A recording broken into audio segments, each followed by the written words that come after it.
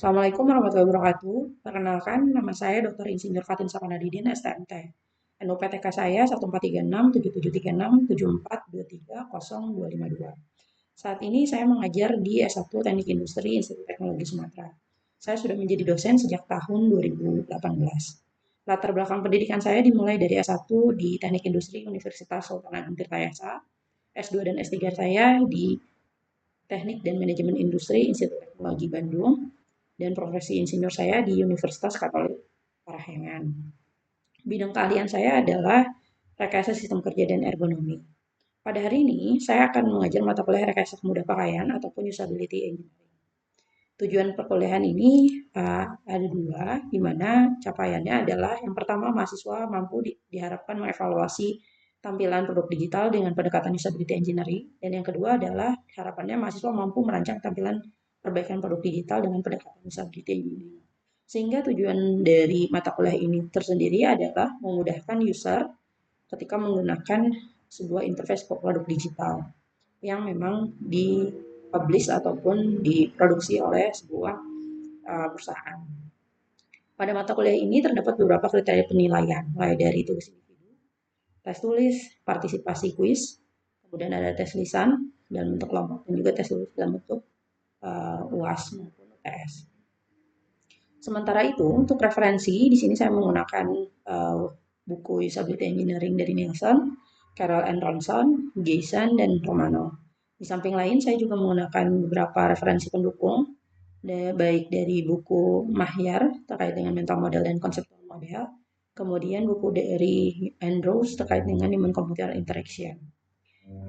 Sementara itu, untuk software yang digunakan sebagai media pembelajaran pada perkuliahan ini meliputi Google Classroom, Figma, maupun Maze. Nah, untuk hari ini saya akan memberikan sebuah video pembelajaran pada pertemuan 2, yaitu terkait dengan evaluasi usability menggunakan task analysis dan think aloud. Berikut merupakan video pembelajaran saya. Terima kasih. Assalamualaikum warahmatullahi wabarakatuh. Selamat siang semuanya. Hari ini kita akan masuk ke pertemuan minggu berikutnya ya. Saat ini kita akan bahas terkait tentang evaluasi usability khususnya task analisis dan juga think aloud ya. Mungkin ini sempat pernah dibahas. Nah, kita akan bahas lagi hari ini terkait dengan dua hal tersebut. Nah, sampai sini kita tahu bahwa usability itu adalah keilmuan yang memang mempelajari terkait tentang user interface ya. Di sini dipaparkan juga bahwa ada beberapa penilaian kenapa user interface itu dikatakan baik ya. Ada yang tahu mungkin selain yang dipaparkan di sini? User interface itu dikatakan baik kalau apa? Ada yang tahu? Ya, silakan. User interface yang baik itu apa sih? Boleh resen coba? Apa kira-kira? Resen coba? Angkat tangan aja. Angkat tangan aja. Oke, Mas yang baju biru ya. Siapa namanya? Raihan, Mbak. Raihan. Oke, apa nilai yang baik itu? Tidak menyulitkan pengguna. Tidak menyulitkan penggunanya. Oke, selain itu apa lagi? Ya, Mas. Yang menggambarkan atau mewakili fungsi dari suatu sistem, Bu. Menggambarkan atau mewakili fungsi dari suatu sistem. Oke, maksudnya itu kan tadi yang apa kira-kira? Yang sesuai dengan kebutuhan pengguna. Sesuai kebutuhan pengguna. Ya, jadi itu juga beberapa hal terlepas dari apa yang dipaparkan di sini. Ya. Jadi masalah kemudahan penggunaan, kemudian juga apakah simbol merepresentasikan fungsinya gitu kan ya, ataupun bahkan berkaitan dengan nantinya usernya itu umurnya berapa dan lain-lain gitu ya, seperti itu. Oke, nah kalau dilihat dari pertanyaan yang ada di sini, kira-kira jawabannya apa nih? A, B, C, atau D? Yang bukan kebutuhan untuk user interface yang kira-kira apa? D. B apa D? B. B. Oke. B apa D? Oke, begitu suaranya. Oke. Ya, jawabannya yang B ya. Harusnya apa? Harusnya peduli. Ya, oke, peduli dengan disabilitas. Oke, ada yang bisa kasih saya contoh nggak? Misalnya selain yang peduli sama disabilitas, kira-kira kalau berkaitan sama cultural and international diversity, apa sih aplikasinya di UI aplikasi atau website? Apa kira-kira? Bukan disabilitas, kita bahas yang case yang kedua, misalnya kalau yang cultural sama international diversity. Ya, Mas. Menggunakan bahasa internasional. Oke, Kita semua orang udah paham gitu. Oke, contohnya apa? Pernah bahasa Inggris gitu. Oke, jadi misalnya di website ataupun di aplikasi suka ada penggunaan bahasanya mau pakai bahasa Indonesia atau pakai bahasa Inggris ya. Sejauh ini sih masih dua bahasa atau mungkin lebih ya bahasa yang sifatnya nasional. Saya belum menemukan kalau ada yang pakai bahasa apa yang di bahasa suku budaya gitu ya. Ada yang pernah nemuin mungkin? Belum ya sejauh ini ya. Mungkin bisa jadi nanti di pengajian. Oke, berikutnya kalau kita bahas terkait dengan definisinya sendiri, jadi usability ini adalah sebetulnya sejauh mana suatu produk dapat digunakan oleh pengguna tertentu dengan tujuan yang ditentukan ya, karena mudah itu berarti achievable ya, artinya tujuannya sesuai ya, penggunaan aplikasi itu untuk apa. Nah, berikutnya di sini juga ada 5 atribut usability. Ada yang mau menjelaskan mungkin apa sih dari kelima ini? Gimana kira-kira, ada yang mau menjelaskan? Oke, silakan Mas. Gimana? Ability itu seberapa mudah sistem dipelajari oleh user baru, Bu. Oke. Efisiensi itu seberapa cepat dan seberapa efektif sistem mencapai tujuannya, Bu. Oke. Memorability itu seberapa mudah sistem diingat oleh penggunanya, Bu. Terus error itu seberapa penanganan terhadap error saat digunakan, Bu. Satisfaction itu kepuasan penggunanya, Bu. Oke, kepuasan penggunanya. Oke, makasih ya. Jadi betul tadi yang sudah dijelaskan sama teman kalian ya, sebetulnya dari kelima parameter inilah ini yang paling penting sebetulnya untuk menilai apakah UI dari aplikasi atau UI dari website itu baik atau tidak, atau cukup dikatakan mudah digunakan atau tidak ya. Nah, ini yang suka disebut-sebut biasanya kalau kita cari tentang usability itu ada juga yang namanya user interface ataupun user experience ya. Jadi bahwasannya usability ini adalah bukan user friendliness ya. Jadi kita tidak berusaha menyenangkan usernya, tapi kita berusaha untuk membuat aplikasi atau website ini supaya lebih mudah digunakan oleh kalangan user, tapi bukan menyenangkan user secara personal ya, seperti itu. Nah, kemudian ini ada beberapa slogan mungkin yang jadi penting ya. Jadi di sini berkaitan sama less is more dan lain-lain. Intinya tidak juga menjadi lebih baik ketika kita menampilkan sebuah ikonik atau informasi yang cukup banyak di sebuah interface itu, malah bisa jadi terlalu detail juga bikin orang jadi pusing gitu ya, seperti itu. Jadi itu juga yang harus hati-hati. Nah, di sini juga ada poin penting. User itu bukan desainer dan desainer itu bukan user. Makanya kita perlu tahu POV-nya dari user apa, dan POV kita sebagai desainer itu juga bisa tersampaikan ke user gitu, seperti itu. Dan yang menjembataninya adalah bentuk desainnya. Oke, nah ini yang sempat kita bahas tadi ya. Jadi kita lagi pakai copy yang mana sih sebetulnya? Nah, kalau kita sebagai industrial engineering terus kita mengevaluasi usability, di sini adalah fungsi kita sebetulnya sebagai apa kira-kira? Interaction design atau interface software design? Sebagai apa kira-kira kita? Ada yang mau respon mungkin? Silakan. Ya, sebagai apa kira-kira? Interaction design atau interface software design?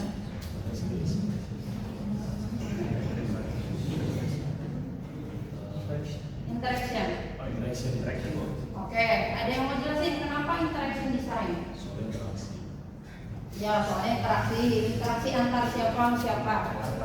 User dengan sistem, User user dengan sistem. Jadi kita justru pengen menggali gimana caranya manusia berinteraksi sama sistemnya. Tapi terlepas nanti kita bisa juga nggak sih Bu, sebagai seorang TI terus jadi interface software design? Boleh, tapi itu additional ya. Jadi mungkin yang akan lebih expert adalah bukan teman-teman dari teknik industri, tapi justru lebih dari ke teknik komunikasinya, informatika gitu kan, seperti itu ya. Itu.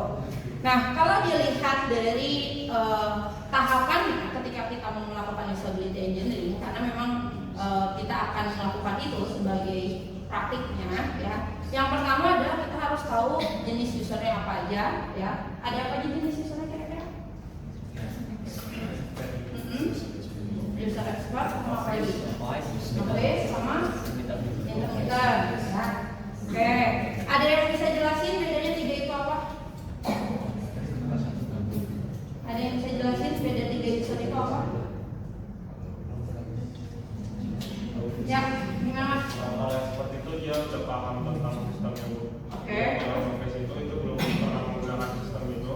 Kemudian kalau intermittent itu dia udah pernah tapi nggak sering menggunakan sistem. Oke, tadi ada belum pernah, udah pernah tapi belum sering.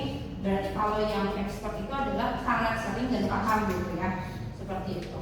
Oke, kemudian juga yang jangan lupa untuk dianalisis juga secara finansialnya gitu kan ya, ataupun bahkan ya, kita harus bikin prototyping juga, itu jadi penting gitu ya, seperti itu.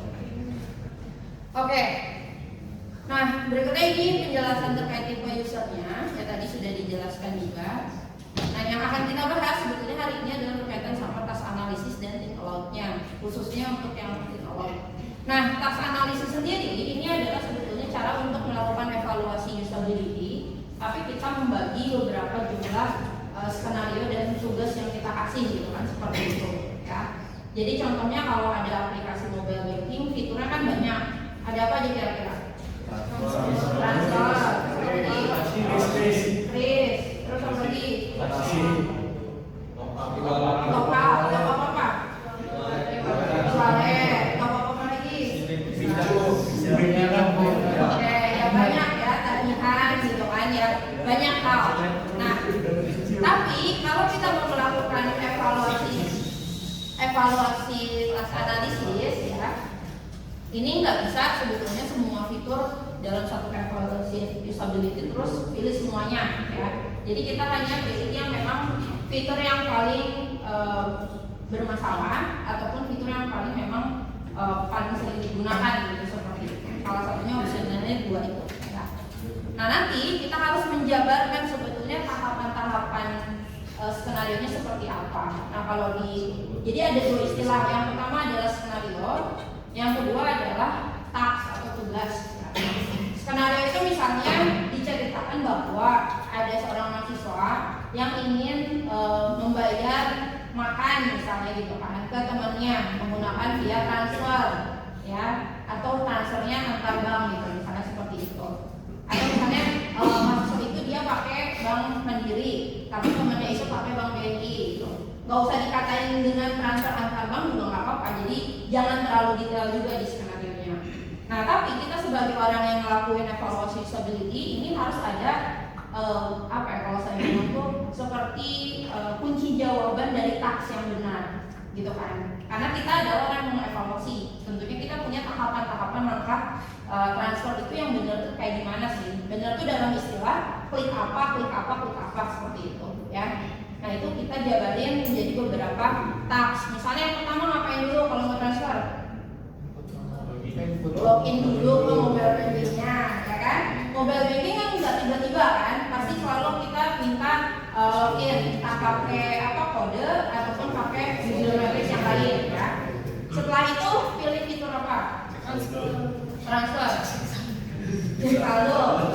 Oke, tapi kan sebetulnya diasumsikan dia harusnya udah punya saldo seperti itu ya. Nah berarti harusnya fitur transfer, terus nanti pilih misalnya sama bank atau antar bank, nah, seperti itu. Dia ikutin kode banknya, either nulis banknya atau nulis nominal, terus baru klik OK ya. Oke, terus masukin PIN lagi ya, seperti itu, baru berhasil itu terkirim. Nah itu disebut dengan si task analisisnya ya. Nah kalau itu nggak bisa terlaksana kan, gitu kan tugas transfernya. Atau bahkan ada yang salah, ini juga bisa jadi tidak terlaksana, gitu kan seperti itu. Atau malah gagal kirim, ya seperti itu. Nah itu yang task analisis. Nah berikutnya di sini ada yang think aloud. Nah ada yang tahu think aloud apa? Ada yang tahu think aloud apa? Apa kira-kira think aloud?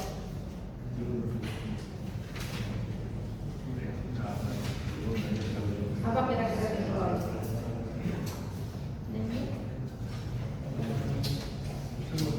Nah bedanya kalau tadi task analisis kita bikin tasknya, nah think aloud ini adalah justru kita menggali apa yang dirasakan user ketika pakai aplikasi itu, ya. Nah think aloud ini kita ini berusaha untuk mengetahui tingkat pemahaman user pada saat pakai, antara kita tanya langsung pada saat user itu menggunakan aplikasinya, atau kita record proses penggunaan aplikasinya, kemudian setelah itu kita duduk bersama untuk menanyakan video rekaman tadi, gitu kan ya. Ini kenapa, bingung gara-gara apa, dan lain-lain, ya seperti itu case-nya. Nah, kalau dilihat dari tipenya, think aloud ini ada dua, ya. Jadi ada concurrent sama retrospective. Nah, concurrent ini dia justru melakukan think aloud itu pada saat orang pakai aplikasinya, ya. Coba dua orang maju ke depan deh, misalnya siapa? Mas Wajib itu maju ke depan coba. Satu lagi siapa? Jadi mbaknya boleh di depan maju ke depan. Kursinya coba duduk berdua di depan.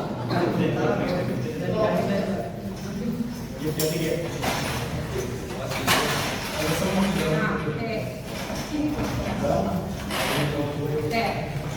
Jadi misalnya salah satu ini ada yang sebagai partisipan ataupun orang yang mau di testing. Siapa yang mau jadi orang yang membuat aplikasi? Oke. Siapa? Nomi. Oke. Nah, terus Gabriel sebagai orang yang jadi fasilitator, ya. Kalau kita mau melakukan evaluasi usability, elemen yang penting itu harus ada 3. Selain ada ada partisipasinya, ada partisipatornya, ada fasilitator, satu lagi apa yang penting? Sistemnya. Kalau kayak gini kan nggak bisa evaluasi usability gerakan user interface-nya, kan? Kira-kira dia mau apa?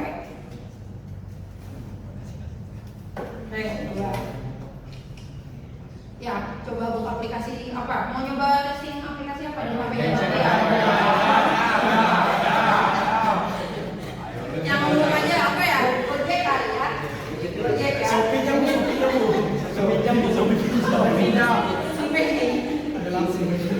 Gojek ya? Oke, berarti syarat 3-nya udah terpenuhi ya. Jadi ada fasilitatornya, ada partisipatornya, tapi di sini juga ada sistemnya di HP-nya, bukan seperti itu. Nah, di sini karena tadi harusnya ada si task analisis ya sebelum kalian ngelakuin maka kita juga harus pilih dulu lah. Let's say dari si aplikasi ini mau apa ya kira-kira? Gojek kali ya? GoFood lapar ya, GoFood ya, kita pilih GoFood. Nah, maka kalau misalnya si concurrent ini sekarang misalnya Naomi case-nya skenario-nya mau milih makan siang gitu kan ya, tapi tapi makanannya itu harus ada sayurannya, misalkan seperti itu. Nah, terus pembayarannya nanti pakai GoPay, ya nanti dikirimnya ke gedung ini, kan seperti itu skenario-nya itu. Nah silakan coba Naomi pakai aplikasinya. Iya, ya jangan sampai di check out, ya jangan sampai di klik pesan ya. Oke, coba. Nah, kalau berarti dulu ya. Nah, kalau concurrent ketika Naomi nyoba kayak gini, Naomi pakai aja terus. Nah, fasilitator ini harus memperhatikan gerak-gerik dari Naomi-nya atau si partisipatornya. Nah, kalau misalnya ada, kan kadang kita kalau lagi bingung mau nggak mau jadinya agak diem dulu gitu kan. Antara bingung tuh antara berpikir mau makan apa atau memilih yang mana, atau dia bingung mau mengklik yang mana. Nah, kalau concurrent, Gabriel di sini harus punya peranan untuk nanya bingung nggak apa gimana nggak gitu kayak gitu. Atau misalnya nanti kamu juga ngeluarin prom pada saat lagi pada saat lagi pakai. Nah, di satu sisi karena concurrent ini langsung kan ya. Nah, si fasilitator itu juga nggak boleh terlalu too much nanya.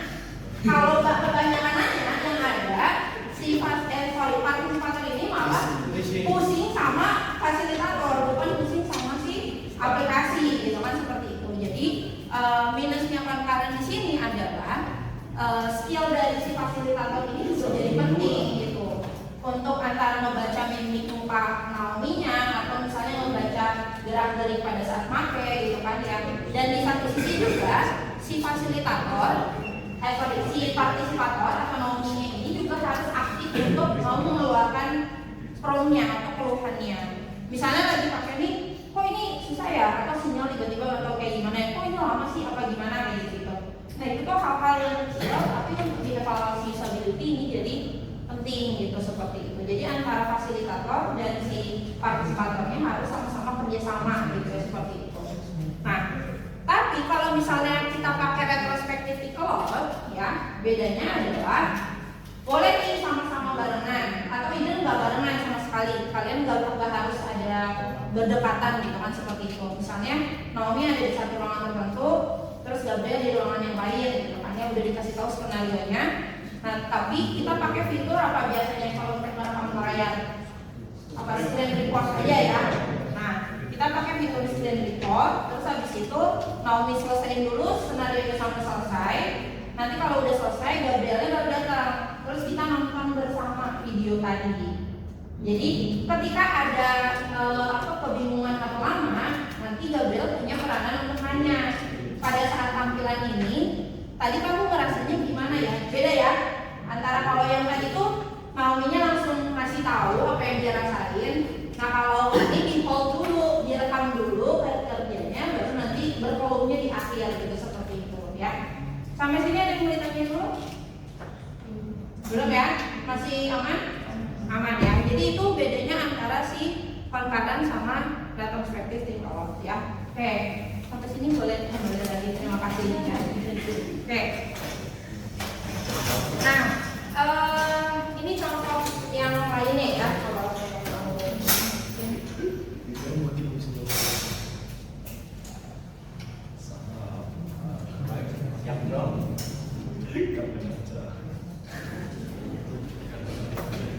ini contoh yang concurrent tapi online ya. Kalau tadi kan offline ya. Jadi kalau di concurrent online, jadi sama-sama pakai dua-duanya hadir di platform Google Meet atau Zoom bersamaan. Yang salah satunya share screen. Ini sebetulnya ada video juga dari si orangnya, dia nanyain. Jadi sambil bertanya dia sambil ngisi. Misalnya saya juga ada di Google Meet itu, saya juga sambil nanya juga gitu loh. Ketika dia prosesnya ada yang bingung atau enggak. Nah ini juga yang membuat bahwa proses evaluasi usability ini nggak harus selalu tadi ya one on one gitu, tapi boleh juga kita secara online gitu seperti itu ya. Asalkan platformnya tadi ada tersedia antara fasilitator, terus si partisipatornya sama si aplikasinya ya seperti itu. Ini yang concurrent. Nah bedanya kalau yang tadi sama mirip tadi ya, jadi mau nggak mau ada di area yang sama gitu ya. Tapi bisa jadi kita memanfaatkan di area yang sama ini juga kita memanfaatkan si recording webcam juga bisa juga gitu seperti itu. Kalian hari ini diskusi sama kelompok kalian buat nentuin satu aplikasi ataupun satu website yang mau dievaluasi usability-nya ya. Tapi sampai hari ini tolong selain udah milih cari tahu juga alasannya apa sih pilih website itu ya. Karena kita tahu kita kan mengevaluasi website ataupun aplikasi bukan hanya karena keinginan kita kan, tapi harus ada dasarnya kenapa sih gitu ya seperti itu. Nah selanjutnya setelah kalian pilih objeknya, maksudnya convert itu ya. Nah setelah pilih objeknya, baru juga pilih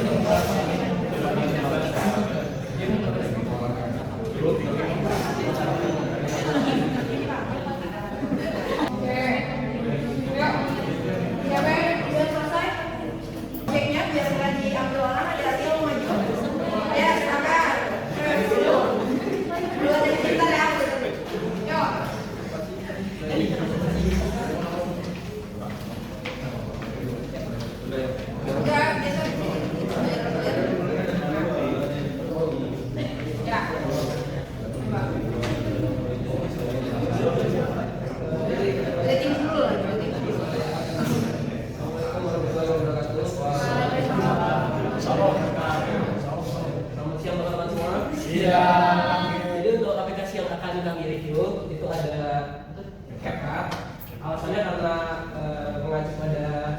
rating yang ada di Play Store itu ada di angka 3,8. Ada dasarnya dijelaskan oleh Randy. Dari hasil dari regulasi perusahaan investor itu Berarti dulu yang di depannya. mengenai untuk menemukan fiturnya itu sulit dan ada juga permasalahan di error dan tidak diberitahu bahwa fitur tersebut tidak dapat digunakan oleh user yang tidak pro dengan aplikasi itu. Oke, sip. Materinya apa? KTA. Oke, kenapa? Karena lebih merepresentasikan hasil dari tesnya karena tesnya cuma Evaluasi istilahnya. Oke. Ya, tepuk tangan dulu teman-teman ya.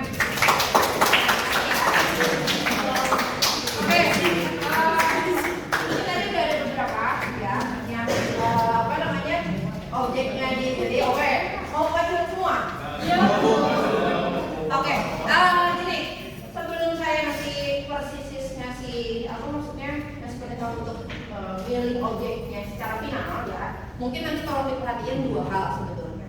Yang pertama, pada saat kita pilih objek ini ya, itu harus ada dasarnya. Kalau bisa memang tadi contohnya dari rating ya. Jadi salah satunya kalau untuk aplikasi bisa bilang dia baik atau buruk itu kan dari rating ya. Nah, maka rating yang saya buruk itu juga berapa biasanya? 4 ya. 4 biasanya 3, sekian itu sudah cukup jelek. Nah, tapi terlepas dari rating ini kan tidak semuanya isinya berkaitan sama UI ya. Orang benci sama aplikasinya nggak ada dasar aja bisa kasih rating jelek kan? Boleh kan? Boleh, bisa banget kan? Gitu kan, seperti itu. Nah, maka yang harus diperhatikan yang kedua adalah hasil review yang ada yang berkaitan sama si UI gitu. Itu dasarnya yang lebih oke. Nah, tadi kalau misalnya pakai website, tadi contohnya yang mau dievaluasi website ya. Website kan jarang pakai tanda kutip rating seperti Play Store atau App Store. Nah, kalian boleh juga misalnya nanya ke user-user terkait dengan keluhan yang berkaitan sama UI. Misalnya seperti itu. Karena beda kalau misalnya kita kan sebagai fasilitator sekarang kan. Nah, kita nggak evaluasi aplikasi bukan based on kita merasa bingung. Saya rasa ya. Tapi ini hati-hati. Yang kita pengen tahu adalah yang user rasakan yang itu seperti itu. Jadi kalau tadi teman-teman yang pakai website boleh juga nanya beberapa orang pengguna yang pakai website itu POV-nya seperti apa sih, pakai kuesioner terbuka, terus collecting keluhannya terkait UI-nya seperti apa. Nah, itu buat proof bahwa oh iya objek itu bermasalah gitu seperti itu. Nah, yang kedua, ketika pilih tadi metode ya, ini kan ada yang pakai task analisis, kemudian tadi ada yang pakai log ya seperti itu.